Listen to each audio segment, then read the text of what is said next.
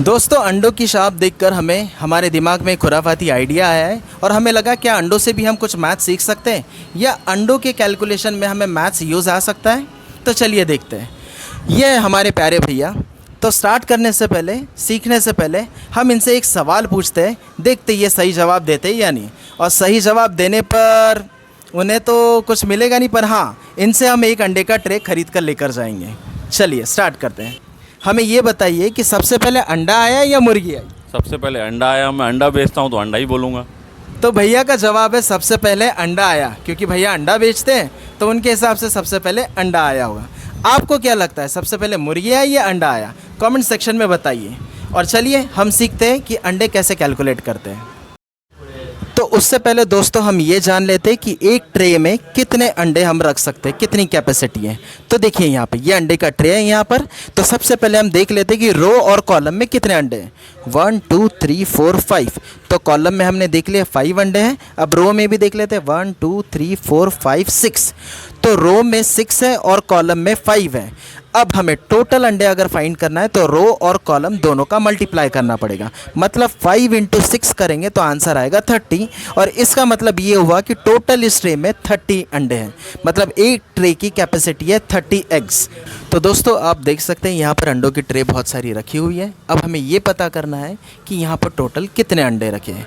तो हमें ये तो कैलकुलेट कर लिए कि एक ट्रे में टोटल 30 अंडे होते हैं। तो हम यहाँ कितने, एक लाइन में कितने ट्रे रखे ये काउंट कर लेते हैं। सबसे पहले 1 2 3 4 5 6 7 8 9 10 11 12 13 14 15। यहाँ तक 15 है, मतलब 15 के हमारे पास 3 है। और ये 16 17 18 19, ये लास्ट वाली रो है 19 के है। ये 3 15 के हो गए। 16 17 18 19 20 21 22 23 24 25 26 27 28 29 30।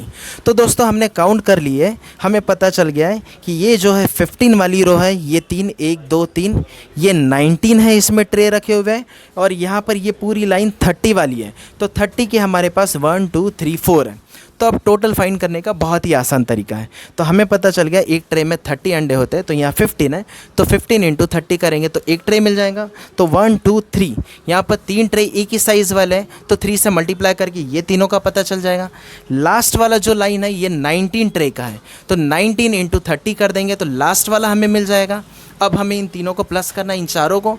देन यहाँ पर 4 कॉलम दिख रहे हैं। यहाँ पर पहले में हमको पता है सभी कॉलम जो है ये 30 30 वाले हैं। तो इससे हम 30 × 30 करेंगे तो 900 आएगा। फिर 900 × 1 2 3 4, 4 लाइन यहाँ पर 4 रखे हैं, इसलिए हमको मल्टीप्लाई बाय 4 करना पड़ेगा। और फिर आखिरी में सभी को टोटल करके हमें टोटल आंसर मिल जाएगा। Thank you.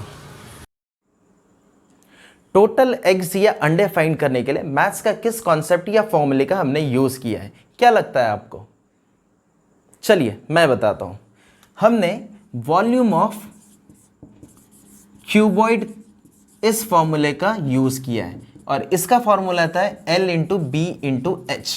देखिए क्यूबॉइड बनता कैसे है, रेक्टेंगुलर शेप जो होता है, मतलब L × B उसका एरिया होता है। उस एरिया को एक सर्टन हाइट तक अगर हम लेते हैं तो वो बन जाता है क्यूबॉइड, मतलब 3D फिगर। अब इसी फिगर का अगर वॉल्यूम फाइंड करना है हमें, तो हमारे पास फॉर्मूला रहता है L × B × H। इसमें वैल्यू पुट करके हम वॉल्यूम फाइंड कर सकते हैं। अब एक्चुअल में यहाँ पर वॉल्यूम के लिए हमने यूनिट का यूज़ किया था। एक अंडे को 1 यूनिट पकड़ा था हमने, और उस हिसाब से वैल्यू पुट करके हमने टोटल वॉल्यूम, मतलब टोटल कितने अंडे हैं, कितने एग है, ये हमने काउंट किया था।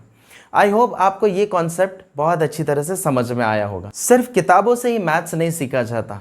एक्चुअल में अगर आपको मैथ्स सीखना है तो आपको आपके आसपास जो भी चीज़ें दिखाई दे रही है उन चीज़ों में आप मैथ्स देखिए। देखिए कहाँ कैलकुलेशन कर सकते हैं, हमने जो पढ़ा है फॉर्मूले कहाँ पर अप्लाई कर सकते हैं।